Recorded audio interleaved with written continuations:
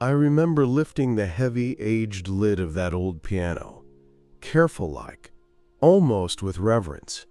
It groaned a little, a soft sigh, as if complaining about being disturbed after so long.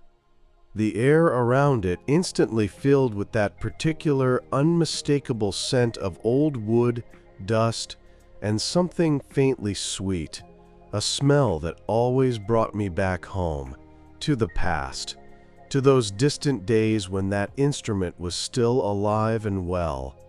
My fingers just naturally drifted to the keys, yellowed by time but still holding traces of their former shine. I ran my fingertips over them, feeling the cool touch of whatever ivory they were made of. Each key held within it thousands of touches, thousands of tunes, thousands of feelings it had seen and heard. I pressed a few keys, and they responded with a muted, out-of-tune sound. Some didn't make a peep, others just a weak, trembling groan. It wasn't the piano I remembered anymore, not the grand old instrument that used to fill the house with music.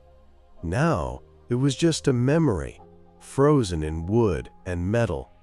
But to me, it was still alive. Every creak, every dull thud was a part of my story, a piece of my family's history. I'd look at it, and scenes from my faraway childhood would play out in my mind, like an old film showing the same moments over and over.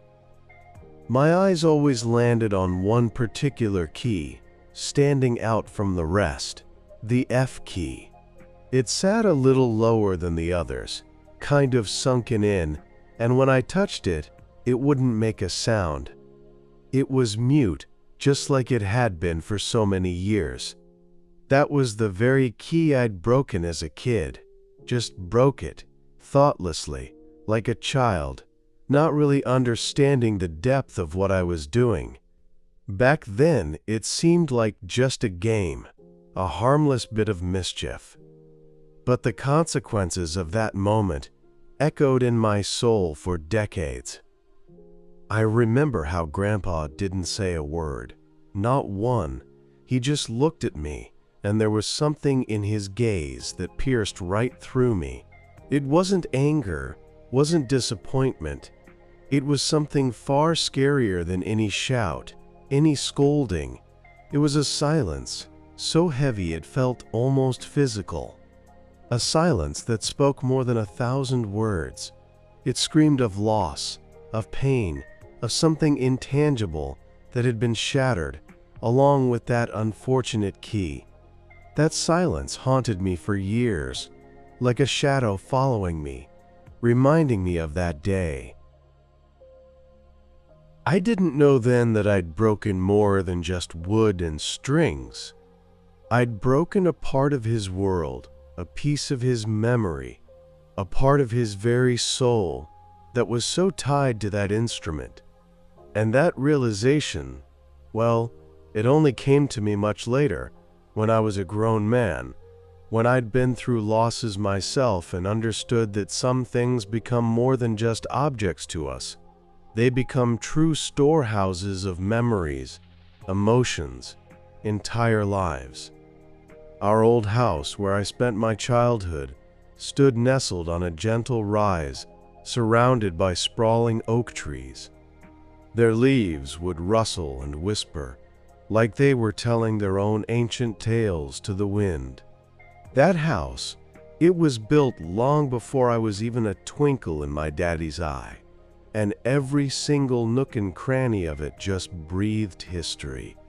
The creaky old hardwood floors in the living room, they remembered the footsteps of generations, and they always felt alive to me. When you walked across them, they'd let out a soft groan, like they were murmuring about the past. Every board was polished to a shine from countless years of use, and the sunlight, when it streamed through the big windows, would bounce off their surfaces, creating all sorts of dancing reflections. The scent of old wood and the wax we'd use to polish it now and then, that was just part of the air you breathed in that home. In the living room, Besides those floors, there was this huge china cabinet, reaching all the way up to the ceiling. It was packed with crystal, porcelain, and silver, stuff that only came out for the big holidays.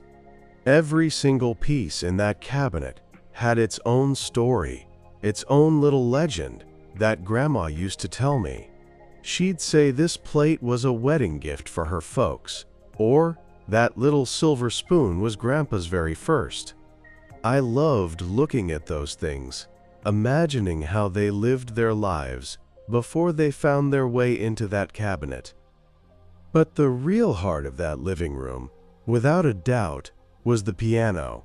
Big, black, and gleaming, it stood by the window, catching the sunlight in the daytime, which would shimmer off its polished surface, making all sorts of strange, beautiful patterns.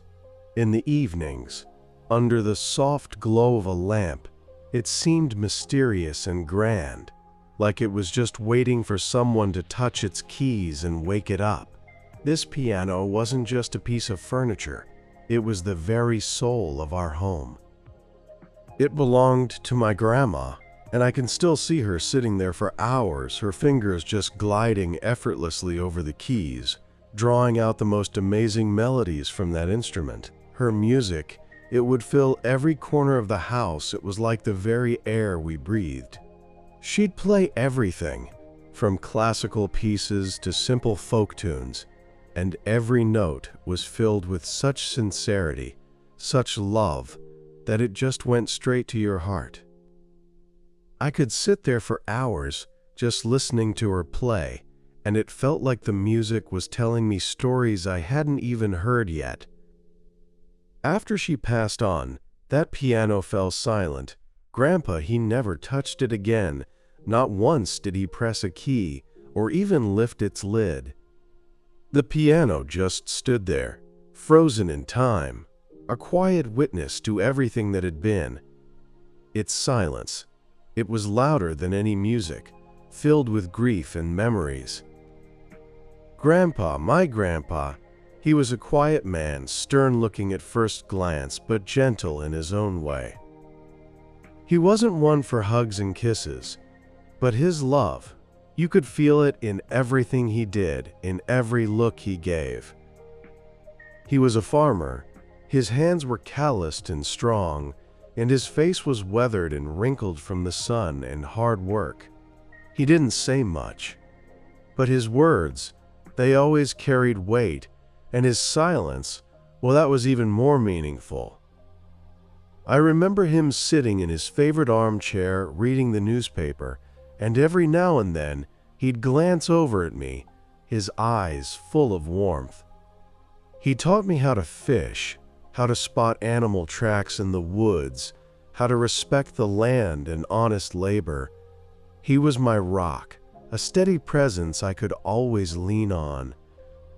That piano, it was always just for her, for Grandma. It was her sanctuary, her world, her way of expressing herself. And me, a little boy, I wasn't allowed to touch it. It wasn't because Grandpa was mean or wanted to punish me. It was out of respect for Grandma's memory, for her legacy. To him, that piano wasn't just an instrument. It was a living memory of the woman he loved. It was her voice, her presence in the house. I understood that even back then, though I couldn't fully grasp the depth of his feelings.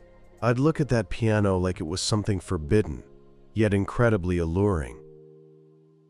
Its shiny surface, the white keys that just begged to be touched, the black strings that hid inside. It was all a mystery to me, one I so desperately wanted to solve. I'd imagine myself sitting there, my fingers gliding over the keys, creating my own music. That was my secret dream, my forbidden desire. I didn't know then that this dream, this yearning, would one day lead to an event that would be etched forever in my memory and change how I felt about silence, about memory, about love itself. One afternoon, when Grandpa wasn't home, he was probably out working the fields, or maybe down at the general store picking up supplies, and Mom had driven into town for her weekly shopping, I found myself all alone in that big, quiet house. That silence was something else, you know? It wasn't the usual hum of daily life. It was filled with a strange kind of anticipation. Usually, even when Grandpa was just sitting in his armchair reading the newspaper, his presence, it just filled the space with some invisible energy. But this day, the house was empty, and that emptiness, it gave me a feeling of freedom, but at the same time, a little bit of unease. I wandered through the rooms, touching things that were usually off limits, feeling like a real explorer. My footsteps echoed on those creaky hardwood floors, and every sound seemed louder than usual, amplifying the quiet around me. I walked into the living room, and my eyes, they just went straight to that piano. It stood there, as grand and silent as always, but this time, its forbidden allure was stronger than it had ever been before.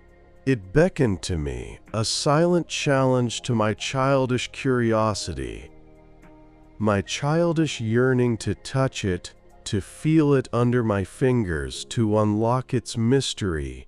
It just became too much to resist. It was like a magnet, pulling me closer and closer. I walked up to it carefully, my heart thumping a rhythm against my ribs, glancing around, as if checking if anyone was watching me, even though I knew deep down that there was no one else in the house. My heart was pounding in my chest like crazy, like I was doing something incredibly forbidden, something that would surely bring down the wrath of the heavens. I slowly, painstakingly lifted the lid, and it let out a soft, drawn-out creak that sounded to me like thunder echoing through the quiet house. Before me, a whole world opened up. Gleaming brass strings stretched taut, rows of tiny wooden hammers poised, and a complex, intricate mechanism I'd never seen up close before. It was like opening some secret box, filled with unknown treasures, a hidden universe of sound and motion. I was completely captivated, lost in the wonder of it all. I started tapping on the strings, gently at first, just a tentative touch, then bolder, letting my fingers roam. The sounds were strange, not at all harmonious, a cacophony of plinks and plonks, but to me, a little boy, it was real music, my own personal symphony. I laughed out loud, a joyous, unrestrained sound, feeling like a true composer who creates something new and extraordinary, a masterpiece of my own making. I even pulled out my old cassette recorder, the one I got for my birthday, a prized possession, and started recording these melodies. I imagined listening to them later, showing them off to my friends, and how proud I'd be of my creation, my very own album of piano experiments. I pressed on the keys, trying to get some kind of tune out of them, any sound that would remind me of Grandma's beautiful music, trying to mimic the grace and flow I remembered. I was so caught up in it all, so lost in my playful exploration, that I completely forgot to be careful, forgot all about the rules and the forbidden nature of the instrument. Then, in a single horrifying moment, I must have pressed something wrong. Maybe I pushed too hard, my little fingers clumsy and overeager, or perhaps I just didn't understand how that complicated, delicate mechanism worked. I heard a strange, sickening crunch, a sound that seemed to echo through the entire house, and then something inside the piano just got stuck. I tried to press the F key, the one I'd just been playing, and it didn't respond. It just stayed down, a little lower than the others, a silent, damning testament to my mistake. I tried to lift it, to pull it back into place, but it wouldn't budge. It was utterly unresponsive.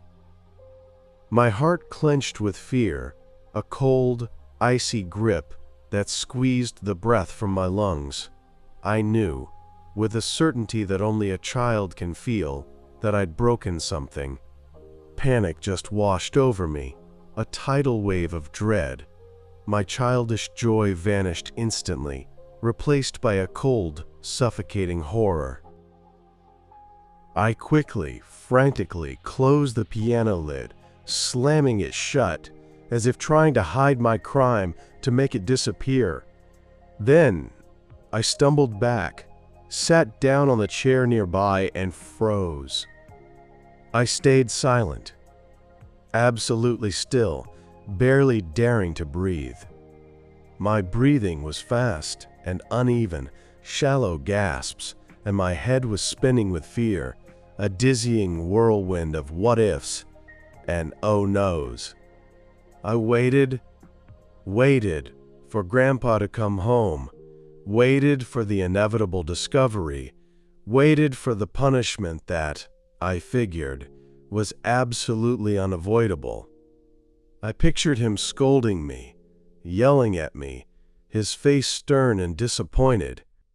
But more than anything, I was afraid of his disappointment. That quiet, heavy disappointment. That was worse than any shout. I didn't know then that his reaction would be entirely different, and it would leave a much deeper mark on my soul than any words or punishment could have. Grandpa came home, just like always, as evening settled in, when the sun was starting to dip behind the treetops, painting the sky in fiery reds and golden hues. I was sitting in the living room, right there on the same chair where I'd frozen after breaking that key. My heart was pounding like a drum, like it was trying to beat its way right out of my chest, and every creak of the front door, every one of his slow, measured footsteps, sounded to me like thunder. I tried my best to look calm, to appear as if nothing was amiss, but my hands were trembling, and there was a lump stuck right in my throat, making it hard to swallow. He walked into the living room, and his gaze, it went straight to the piano. I don't know how he knew. Maybe he just sensed a shift in the air, a subtle change in the house's usual rhythm, or maybe his eyes, accustomed to every tiny detail in our home, simply noticed something was off. He walked up to the piano slowly, deliberately, as if he was afraid of disturbing its deep silence, afraid of breaking some fragile spell. I held my breath, not daring to make a sound. He ran his hand gently over the lid, a soft, almost caressing motion, then carefully lifted it. I watched as his gaze swept over the keys, and then, inevitably, it stopped on that one, the F key, the one that was sunken in. His face, it remained perfectly unreadable, a mask of calm, but I could feel, somehow, that something inside him just tightened, a deep, silent clench of emotion. He didn't scold me. Not a single word escaped his lips. He just looked at me. That look, it was filled with so many emotions, a complex tapestry I couldn't possibly decipher. There was no anger there, no outrage. It was something else, something far, far deeper. It was a gaze filled with sorrow, with disappointment, but at the same time with a kind of love that I, as a child, couldn't possibly understand. He looked at me for a long time. It felt like an eternity, as if he was trying to read my thoughts, to understand what had happened, to peer into the very depths of my young soul. I dropped my eyes, unable to meet his gaze, unable to bear the weight of it. I felt ashamed, so deeply, profoundly ashamed, like I had never felt before in my entire life. Then, he slowly, without a single word, turned and walked into his room. The door closed behind him quietly, almost soundlessly. But that soft click, it was louder to me than any scream, any thunderclap. I was left alone in the living room, surrounded by a silence that felt utterly unbearable, suffocating. This silence, it was far worse than any punishment he could have given me. It was filled with my guilt, my fear, my complete lack of understanding.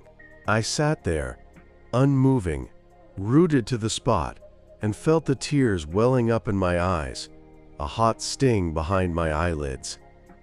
But I didn't cry. I just sat there, feeling something inside me breaking, just like that key, a fragile piece of my innocence shattering. That evening, we didn't eat dinner together. Grandpa didn't come out of his room, and I didn't dare approach him. Mom, who came home later, she must have sensed the tension in the air, but she didn't ask any questions. She just fixed me some supper, and I ate it in silence, each bite feeling like it was getting stuck in my throat. The next day, we still didn't talk about it. Grandpa acted just like always, going about his chores, but there was an invisible wall between us, a thick, unspoken barrier.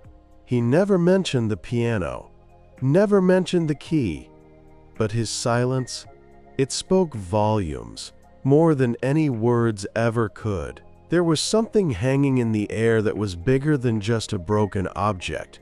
It wasn't just a busted instrument, it was something that touched on memory, on love, on loss, and something far deeper than just being mad.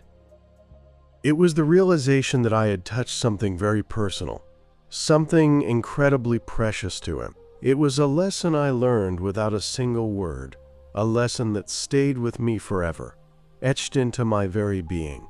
I didn't understand then how deeply that event would impact my life, how it would shape my views on things, on people, on memory itself.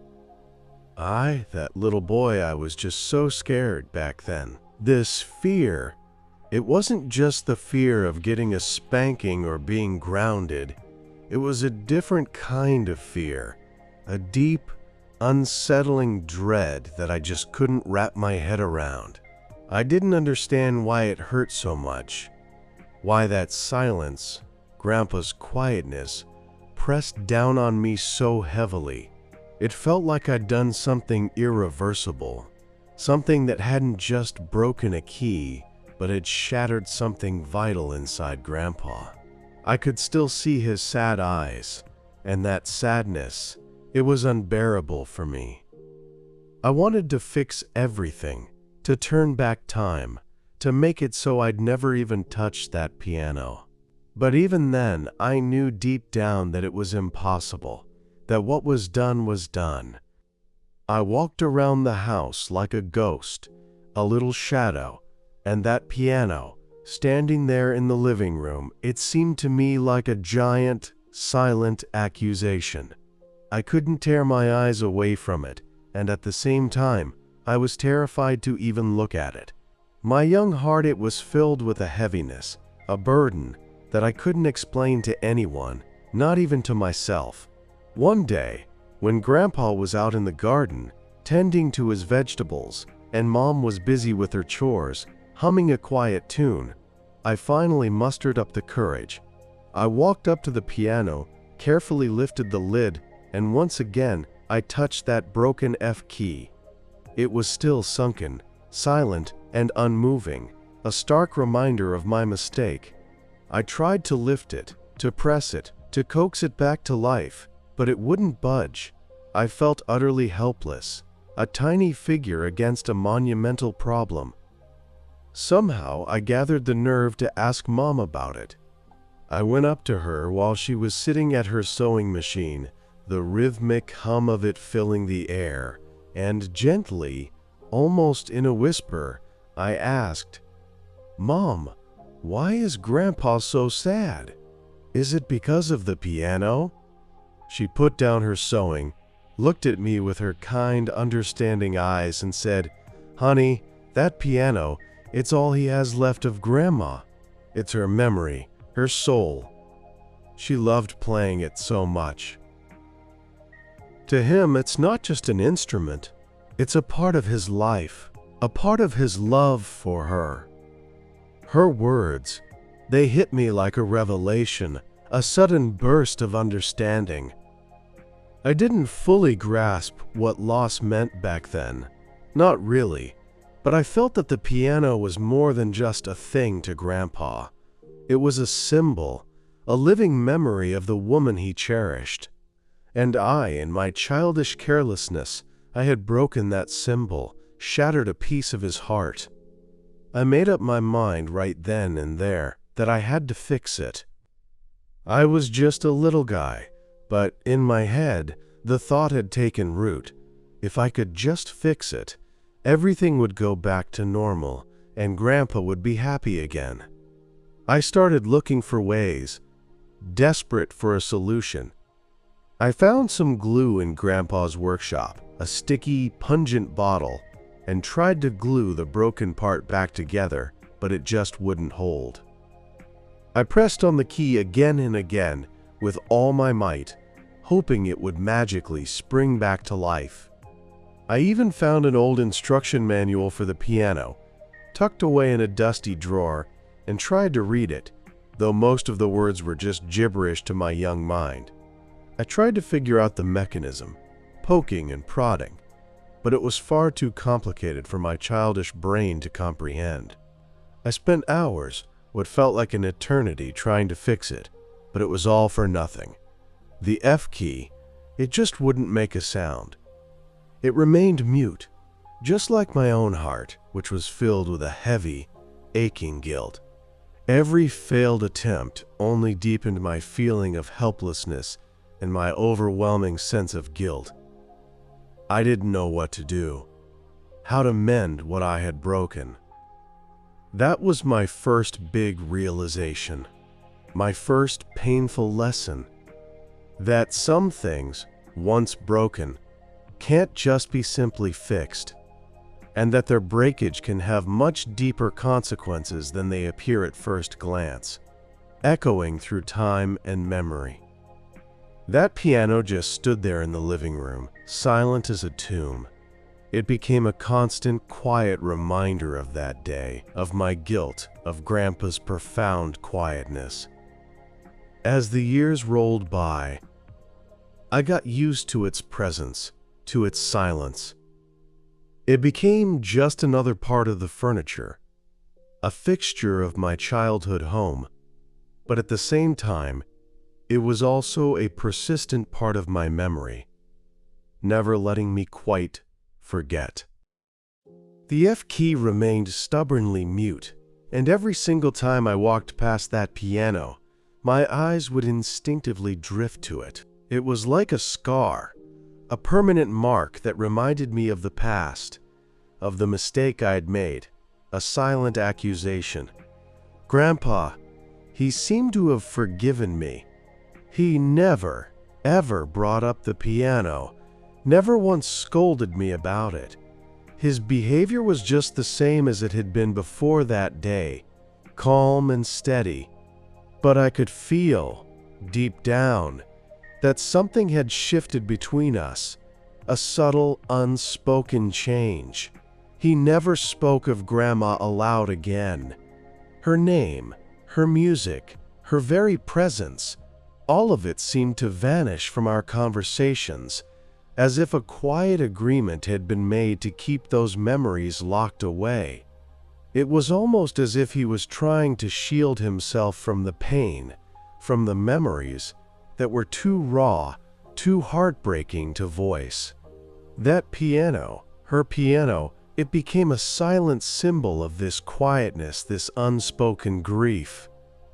Time, it just kept on marching. I grew up, went through grade school, then high school, and eventually off to college. My life picked up speed, filled with new experiences, new faces, new impressions. I left home, eager to learn, to build my own future, to carve out my own path in the world. I didn't come back often, just for holidays or if Grandpa or Mom got sick.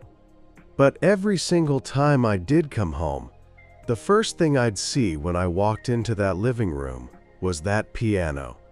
It always stood in the exact same spot, just as silent, just as grand, and that same F key. It was still broken, still stubbornly mute. It was like an unmoving lighthouse, a constant beacon, reminding me of my childhood, of my guilt, of Grandpa and Grandma. It was a fixed point in a world that was constantly changing. My life, it became full of events, you know. I finished college, found a good job, got married, and then my own kids came along. I was building my own life, creating my own memories, but the memories of that piano, of that broken key, of Grandpa's silence, they never truly left me. They were a part of me, woven into the very fabric of my story. I tried to push them away, to forget about them, but every time I saw an old piano in a movie or a picture, or heard the sound of a piano playing, my thoughts would drift back to that day, to that moment when I broke that key. It was like an invisible weight I carried on my shoulders, a constant, subtle pressure. I knew Grandpa had forgiven me, I truly did, but I just couldn't bring myself to forgive myself. My guilt, it was too deep, too rooted in my soul, a stubborn weed that refused to be pulled. I remember one time, when I was already a grown man, I came home for Christmas. Grandpa was sitting in his armchair, just like always, reading the newspaper, the soft rustle of the pages the only sound. I walked over to the piano, and my fingers, they just reached out on their own to that broken key. I felt its coolness, its stillness, its stubborn refusal to move. I looked at Grandpa, and he slowly lifted his eyes from the newspaper. Our gazes met, and in his eyes, I saw something that made my heart clench. It was sadness, yes, but at the same time, there was a tenderness there that I couldn't quite understand back then. He didn't say anything, just slowly lowered his eyes back to the paper.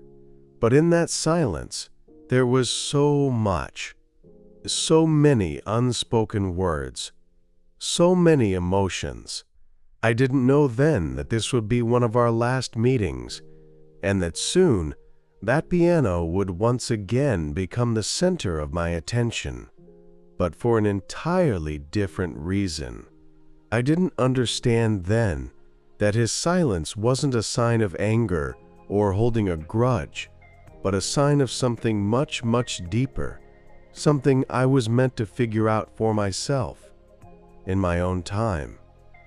I drove back for Grandpa's funeral, a long, somber journey that felt heavier with every mile. The news, it hit me like a ton of bricks, even though I knew he was getting on in years, and his health hadn't been the best for a while. But still, losing someone close, it always comes as a shock, like a bolt of lightning out of a clear sky, leaving you reeling and disoriented.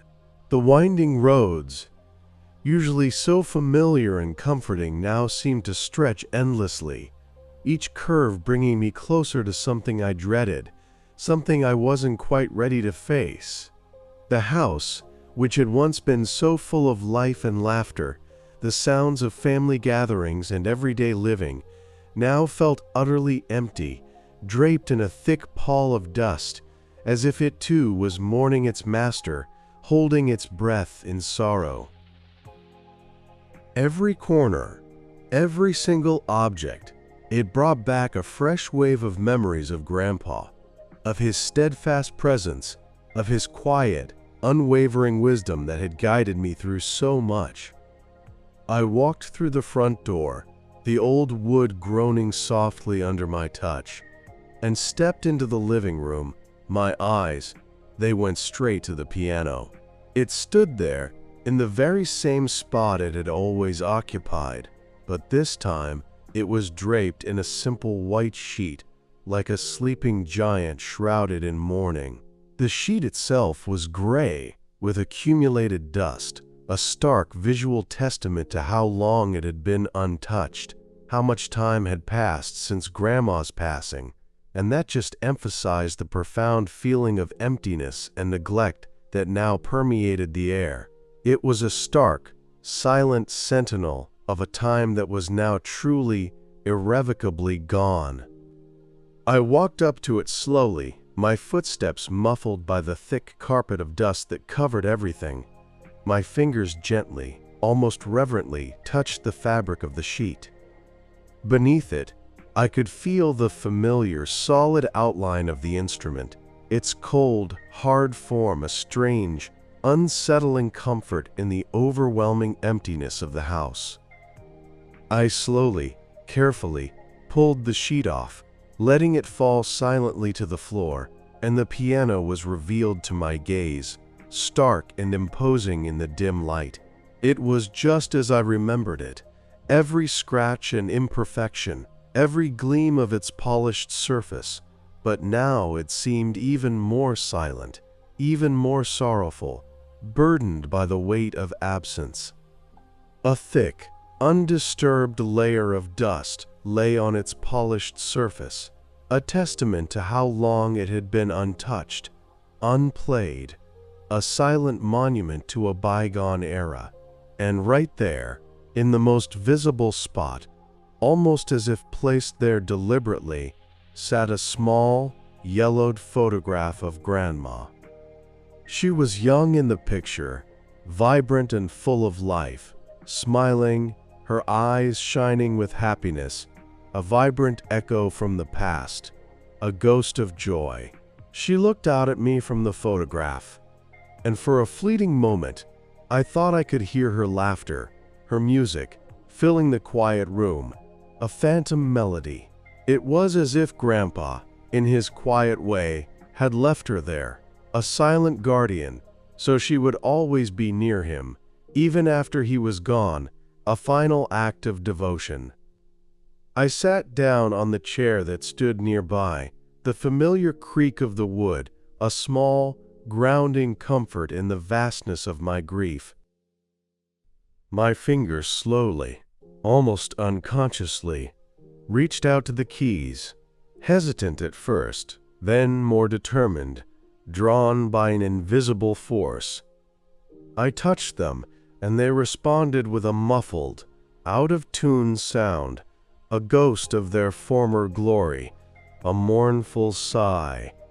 I ran my hand across the entire row, feeling each key, each one a silent reminder of countless melodies that would never be played again. And there it was, that same F key. I pressed down on it, and it was just as it had always been, stubbornly, agonizingly mute. It didn't make a sound, it just stayed sunken, silent and unmoving, a permanent testament to my childhood mistake. In that moment, as my finger rested on it, a powerful, overwhelming wave of guilt washed over me, a familiar, deep ache in my chest that had never truly gone away. I felt like that little boy again, the one who had broken something so important, something that had been so dear to Grandpa, a precious link to his past. This key wasn't just a broken object. It was a symbol of my mistake, of my youthful misunderstanding, of my childish carelessness, a physical manifestation of my regret. I sat there, looking at that broken key, and all the memories connected to it came flooding back, a torrent of images and feelings. Grandpa's profound silence, his sad, knowing gaze, my desperate, futile attempts to fix it, All of it rushed over me with such force that I felt tears welling up in my eyes, a hot, stinging sensation that blurred my vision. I felt the pain, the raw, aching pain of losing Grandpa, a grief that settled deep in my bones, and the pain of knowing I could never truly fix what I had done, never undo that moment. I sat there, in the quiet, dusty room, filled with the ghosts of memories, and felt utterly hollowed out, drained of all emotion. I thought about how much I hadn't said to Grandpa, how many words were left unspoken, how much I hadn't understood about his quiet strength, and how much he hadn't said to me, but had shown me through his profound, meaningful silence. I didn't know then that this silence, this quietness, held so much more than I could ever imagine, a deeper truth waiting to be uncovered, and that soon, very soon, I would find the key to that mystery, a key that would change how I felt about everything that had happened, bringing a new kind of understanding, and, finally, a measure of peace. I sat there at the piano, still staring at that broken F key, feeling the familiar, heavy weight of guilt pressing down on me. My hands slowly drifted over the keys, touching each one as if searching for an answer, a hidden truth. My heart was heavy with sorrow and regret, a dull ache in my chest. I was thinking about Grandpa, about his silence, about how much I hadn't understood back then, being just a child. And then, suddenly, my gaze fell upon a small, unassuming drawer, built right into the piano, just beneath the keys. I'd never noticed it before, or maybe I just hadn't paid it any mind, too focused on the keys themselves. It was hidden away, almost invisible, blending seamlessly with the dark wood. With a mix of curiosity and a strange, tingling premonition, I carefully slid the drawer open. It yielded with a soft creak, a gentle sigh, as if it too held a secret, a story waiting to be told. Inside, it was mostly empty, save for one single item, a small, yellowed piece of paper folded neatly into quarters. It was a note. I carefully picked it up, and my fingers felt the rough texture of the old paper, brittle with age. On it, in a familiar, old-fashioned handwriting, was Grandpa's distinctive script. Every letter was carefully formed, but with a slight tremor, a hint of age in the lines. My heart started to beat faster, a nervous flutter in my chest. I unfolded the note slowly, deliberately, and my eyes quickly scanned the lines, eager to decipher its message. Don't blame yourself. It was just an instrument. But you are my music. Those words, written in Grandpa's own hand, they hit me like a bolt of lightning on a clear day. They were so simple, so direct, so incredibly sincere, yet at the same time, they were so profoundly deep. They pierced right through me, reaching the very core of my soul. I read them again and again, letting their meaning sink in, trying to grasp their full depth. Don't blame yourself. He knew. He always knew how much I'd blamed myself for that broken key. He saw my fear, my shame, my desperate desire to fix everything, to undo that moment, and he had forgiven me without ever saying a single word about it, without ever bringing it up. It was just an instrument. These words were a revelation to me. The piano, which I had considered a sacred object, a symbol of loss, to him, it was just an instrument. Despite all its value, despite all the memories tied to it, he wasn't the most important thing to him. But the most important words, the ones that truly broke through to me, were the last ones. But you are my music, my music. I, his grandson, was his music. It was as if he was telling me, in his own quiet way, that I was more important to him than any instrument, more precious than any memory. My presence, my love, my very life. That was his music, the melody that truly mattered.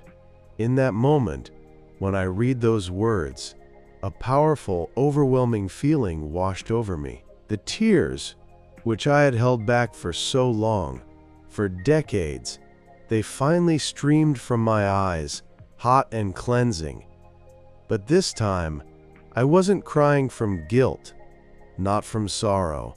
I was crying from love. From the profound realization that Grandpa had loved me so deeply, so unconditionally, that he had forgiven me for my childish mistake, without ever needing to speak of it. It was a forgiveness that had traveled through the years, through his silence, through his final loving words.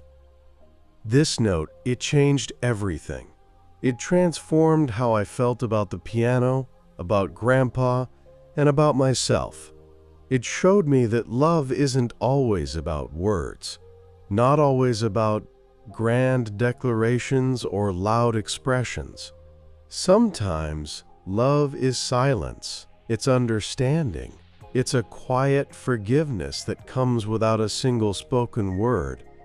I held the note in my hands, and I could feel a warmth spreading through my entire body, a comforting glow. It was as if Grandpa was right there beside me again, as if he was holding me, comforting me, telling me that everything was going to be all right.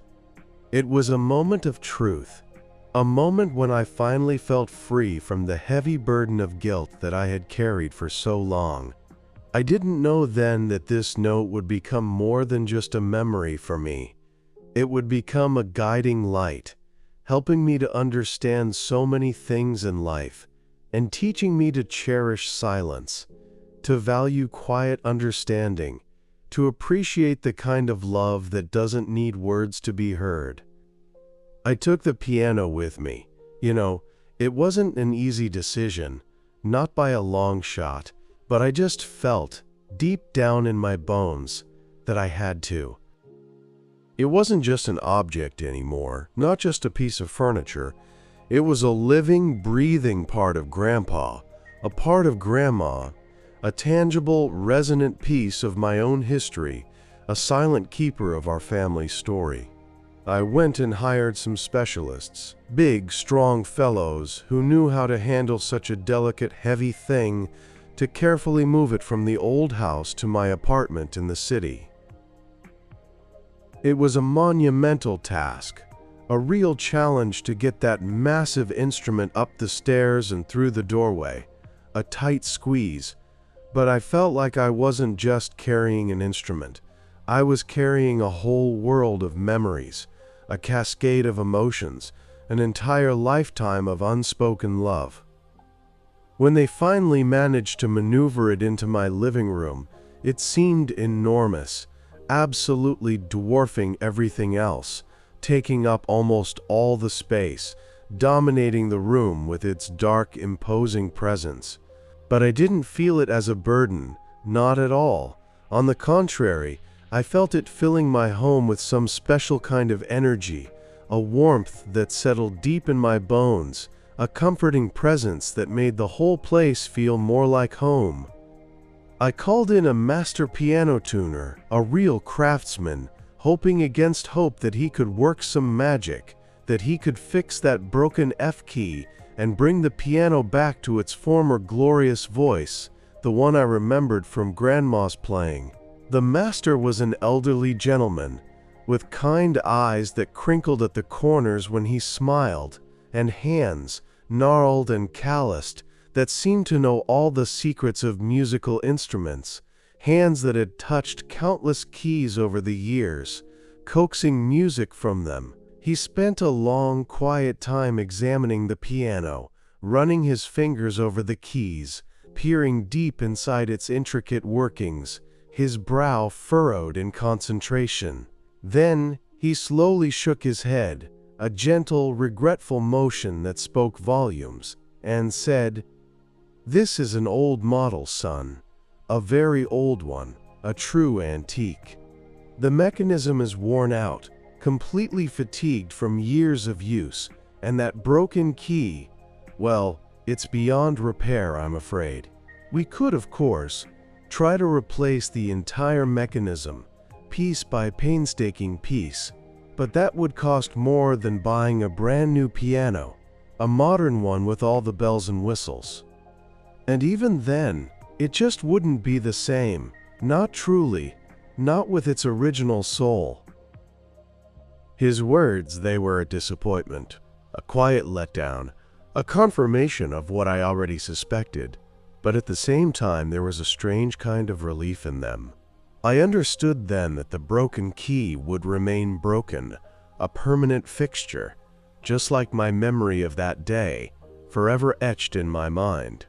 It would be a constant, silent reminder of the past, of the lesson I had learned, a permanent scar that served as a testament to a pivotal moment in time, a quiet monument to my childhood. But I still, to this very day, lay my hand on it every single day, without fail, just to remember. To remember Grandpa, to remember Grandma, to remember their quiet, enduring love, their profound, meaningful silence that spoke volumes. I run my hand over the smooth, polished surface of the piano, feeling its coolness against my palm, its stillness, its silent strength that seems to emanate from within. I touch that broken F key, my finger resting gently on its unyielding surface, and in that moment, I feel the memories come flooding back, a gentle tide of images and feelings, a wave of nostalgia. I recall how I, a little boy, thoughtlessly broke it, so innocently, not understanding the true depth of what I was doing, the ripples my actions would cause. I remember Grandpa's silence, his sad, knowing gaze that saw right through me, his final words in that note, words that finally brought me peace and understanding after so many years. All of it passes before me, like scenes from an old, beloved film, playing out in my mind's eye, clear as day. The piano stands in my living room, a silent witness to my life, to the years that have passed since that fateful day. It doesn't play music anymore. No grand melodies fill the air. No vibrant chords echo through the rooms. But it fills the space with something far greater than sounds. It fills it with memory, with love, with a deep, abiding sense of forgiveness.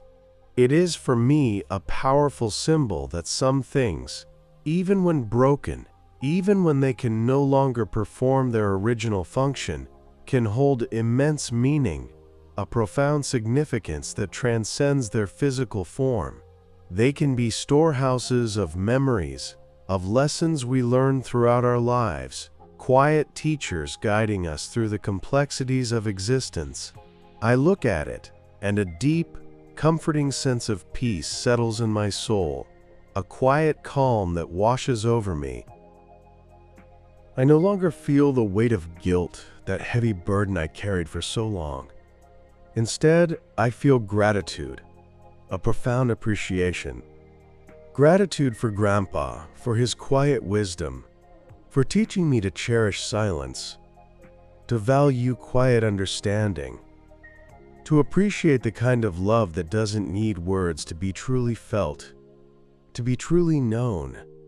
And I know that this piano, even mute, will always remind me of that. It will be my silent teacher, my silent friend, my silent witness to the journey of my life. It's a constant, gentle presence, a reminder that some things, though broken, hold the most profound truths. My kids, they're grown up now, and my son, he's a curious one, always observing, always asking questions. He often found himself drawn to that piano, just like I was when I was his age. He, like me once, was captivated by that big black instrument standing there in the living room. He often touched the keys, trying to get some kind of sound out of them, and his face would fall in disappointment when he heard nothing but a dull clunk. One day, he walked up to me when I was sitting in my favorite armchair, reading the newspaper, just enjoying the quiet afternoon, and he asked, "Dad, why doesn't this key make a sound? Is it broken?" His question was so simple, so innocent, so perfectly childlike, but it made my heart clench, a familiar tug. It was a question I had waited for so long, and at the same time, one I had secretly dreaded, knowing it would bring up old memories. I smiled. It was a genuine smile, a true one, without a hint of sadness or guilt, just pure, unadulterated warmth. "Because I broke it once, son," I answered, and my voice was calm, measured, steady, carrying the weight of years of reflection. "And Grandpa, he allowed me to." My son looked at me, surprised, his eyes wide with curiosity, trying to make sense of my words. "Allowed you? What do you mean? Didn't he get mad? Didn't he scold you?" I shook my head slowly, a gentle, deliberate motion. "No, he didn't scold me. He didn't yell. He just looked at me. And that look, well, that was scarier than any shout, any punishment he could have given me." I could see his face reflecting my words, his brow furrowed in thought, as he tried to understand what I meant, tried to grasp the depth of that unspoken moment. For the very first time, I was telling this story without shame, without fear, without the heavy burden of guilt that I had carried for so long. I told it like a legend, like an old tale passed down through generations, a family heirloom of memory. I told him about the old house, about the creaky hardwood floors, about the china cabinet filled with treasures, about Grandma who loved to play that piano so much, her music filling every corner of our lives. I told him about Grandpa, about his profound silence, about his sad, knowing gaze that saw right through me, about his final, loving words in that note that had brought me such peace. I told him about how I, a little boy, had broken that key, and how that simple act had changed my life, shaping who I became. I told him about how I tried desperately to fix it, and how I finally understood that some things, once broken, can't just be simply put back together, that their meaning transforms. My son listened to me, holding his breath, completely captivated. He was fully immersed in the story, his eyes wide open, his face reflecting all the emotions I was describing, a mirror to my past. I could see him empathizing with me, trying to understand the depth of what had happened, the layers of meaning in a simple broken key. I told him about how Grandpa, through his quiet wisdom, had taught me to cherish silence, to value unspoken understanding, to appreciate the kind of love that doesn't need words to be truly felt. I told him that some things, even when broken, can hold immense meaning if memory lives within them, if they carry the echoes of lives lived. When I finished telling the story, my son sat there in silence for a moment, looking at the piano. Then he walked up to it, slowly, thoughtfully, and gently touched that broken F key, and in his eyes, I saw understanding dawn, a quiet revelation. He didn't ask anything else. He just understood. It was a moment when I felt that my story, my lesson, had been passed on to him, a torch handed from one generation to the next. It was as if I had given him a relay baton, a baton of memory, a baton of wisdom. I didn't know then that this story would become as important to him as it was to me. and that he, perhaps, would one day tell it to his own children, passing on this legend of the broken piano, of Grandpa's silence, of the love that lives in quiet moments. It was a moment when I felt that my guilt had finally completely dissolved, replaced by a profound sense of peace and deep gratitude, a quiet joy. That piano, it stands there now by the window in my living room, and the morning sunbeams, they stream right through the glass, illuminating its polished surface, making it glow with a soft, warm light. It's become an integral part of my home, a silent, steadfast witness to my days.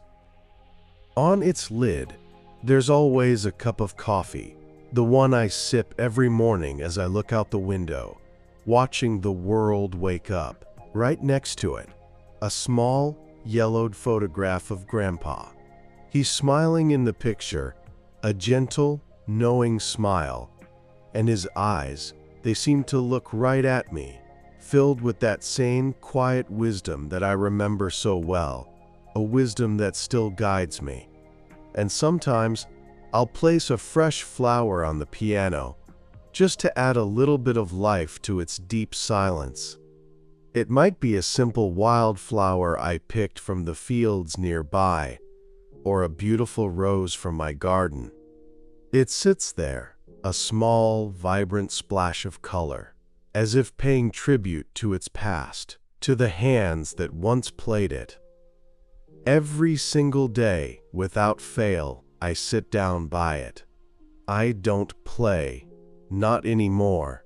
I just sit there. My fingers slowly glide over the keys, touching each one, feeling its coolness, its smoothness, its silent promise. I run my hand over that broken F key, and in that moment, I feel the memories come flooding back, a gentle, comforting tide of images and feelings. I recall that day, that fateful moment when I broke it, the profound silence of Grandpa, his sad, understanding gaze, his final loving words in that note. All of it passes before me, like scenes from an old, treasured film, playing out in my mind's eye, clear as day. But now, these memories, they don't bring me pain or guilt. They bring me a deep sense of peace, a quiet gratitude, an overflowing love that fills my heart. I sit there in the quiet of the morning, and every single time I think, "Thank you, Grandpa, for just looking at me then, and for forgiving me." His silence, it was the most powerful lesson of my entire life. It taught me more than any words ever could. It taught me to cherish silence, to value quiet understanding, to appreciate the kind of love that doesn't need words to be truly felt, to be truly known. It taught me that forgiveness can come without loud declarations, without scolding, without punishment. It comes with understanding, with acceptance, with boundless, unconditional love. I look at the piano, and a deep, profound sense of peace settles in my soul.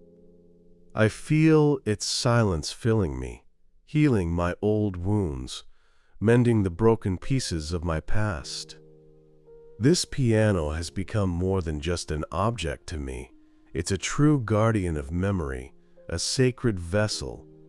It holds not only the history of my family, but also the story of my own growth, my own understanding of life, my journey from a confused child to a grateful man. It is a constant, gentle reminder that some things, even when broken, can hold immense meaning, a profound significance that transcends their physical form. It is a symbol for me that love isn't always about words, not always about grand declarations or loud expressions. Sometimes love is silence, it's understanding, it's a quiet forgiveness that comes without a single spoken word. And I know that this piano, even mute, will always remind me of that, whispering its truths to me. It will be my silent teacher, my silent friend, my silent witness to the journey of my life. It will stand here by the window, and every day it will remind me that some things stay silent, but within them entire lives reside, and that to respect silence, that means to respect life itself in all its quiet, profound beauty. I took a drive out to the old family farm where Grandpa was laid to rest. The road, it wound its way through rolling hills, past vast stretches of open fields that seemed to go on for miles, and through thick woods that stood like a silent wall, as if guarding the secrets of the past. The air out there, it was clean and fresh, filled with the sweet scent of cut hay and wild flowers. Every turn in the road brought back a flood of childhood memories, of those long-ago days when I, a little boy, would run along these very paths, exploring the world around me. I remembered how Grandpa taught me to identify birds by their calls, how he showed me where the best berries grew, how he'd tell me stories about life on the farm, simple tales that held so much wisdom. All of it just washed over me with such force that I felt tears welling up in my eyes, a warm, comforting wetness. But this time, they weren't tears of sorrow. They were tears of warmth, of deep gratitude for everything he had given me, for all the quiet lessons. I arrived at the old family cemetery, nestled on a small hill, offering a peaceful view of the surrounding fields. It was quiet there, so peaceful, filled with the rustling of leaves in the trees and the gentle chirping of birds. I walked along the path between the old headstones, and my footsteps were soft, almost silent, as if I was afraid to disturb the rest of those who lay there. I found Grandpa's grave. It was simple, unadorned, just a modest headstone with his name and the dates of his life. Right next to it, Grandma's grave. They were together again, just as they always should be. I brought with me a small wooden key. It wasn't that same F key from the piano. No, this was a brand new, clean, unused key, one I'd bought from a music store. It was a symbol of my memory, of my forgiveness, of my profound gratitude. It was a symbol that I had learned to love through silence, through the quiet lessons he had given me, lessons that had shaped my very being. I carefully placed it by Grandpa's grave. It lay there, small and delicate, against the gray stone, like a ray of light in the quiet darkness, a silent offering. I stood there for a long moment looking at the key, and all the memories connected to it played out in my mind. Grandpa's silence, his sad, knowing gaze, his final words in that note. All of it passed before me, like scenes from an old, cherished film. But now, these memories, they didn't bring me pain or guilt. They brought me a deep sense of peace, a quiet gratitude, an overflowing love. I whispered, I learned to love through silence. Those words, they came out soft, almost a whisper, but they were filled with such power, such sincerity, that they felt as loud as thunder in that quiet place. I stood there, in the stillness, filled with peace and memories, and felt a warmth spread through my entire body, a comforting glow. It was as if Grandpa was right there beside me again, as if he was holding me, comforting me, telling me that everything was all right. It was a moment of truth, a moment when I finally felt free from the heavy burden of guilt that I had carried for so long. I knew he heard me. I knew he understood. And I knew he was proud of me. I left the key by the grave, as an apology, as a thank you, as a symbol of my enduring love. Sometimes, when I look at old things now, I find myself reflecting on how we as people often break them, not truly understanding that within them lies a whole lifetime of memories, entire lives. We might accidentally break an old photograph, not realizing it holds a frozen moment of pure happiness, a smile from long ago. We might carelessly break an old clock, not understanding that it ticked away minutes of someone's deep love, someone's quiet hope, marking the passage of their days. Sometimes, we break things that, to someone else, aren't just objects, but true storehouses of memories, of raw emotions, of whole, lived lives. And my story with that piano, well, that's a perfect example of just that. I broke that key, not understanding that it was a piece of Grandma's memory, a part of her music, a fragment of her very soul. And that realization, it only truly dawned on me much later, when I was a grown man, when I had already experienced my own share of losses, and understood that some things become more than just possessions to us. They become sacred vessels of memories, emotions, and the echoes of entire lives. And then there's silence. Sometimes silence speaks more, far more, than anger ever could. Grandpa's silence, his sad, knowing gaze, his final words in that note, all of it, it was the most powerful lesson I ever received in my entire life. He didn't scold, he didn't yell, he didn't accuse, he just stayed quiet. And in that silence, there was so much, so many unspoken words, so many profound emotions. It was a forgiveness that came to me without loud declarations, without nagging, without any kind of punishment. It came with understanding, with acceptance, with a boundless, unconditional love that transcended words. I learned to cherish silence, to truly value quiet understanding, to appreciate the kind of love that doesn't need words to be truly felt, to be truly known. And I know that this lesson, it will stay with me forever, etched into the very fabric of my being. The moral of this story, it's a simple one really. Love isn't always about words. And forgiveness, that's not always a phrase you hear out loud either.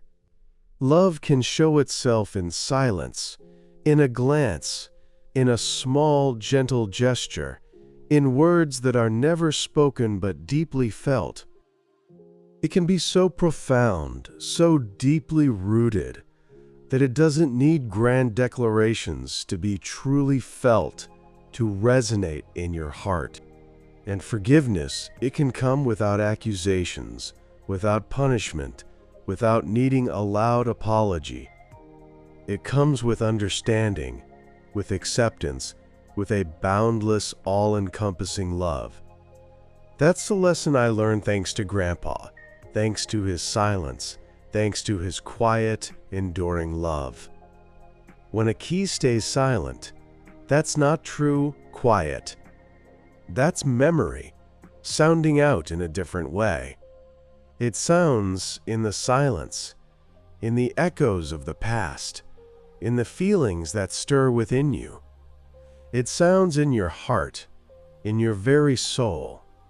It sounds in every action I take, in every word I speak, a constant, gentle hum. And I know that piano, even mute, will always remind me of that. whispering its truths to me across the years.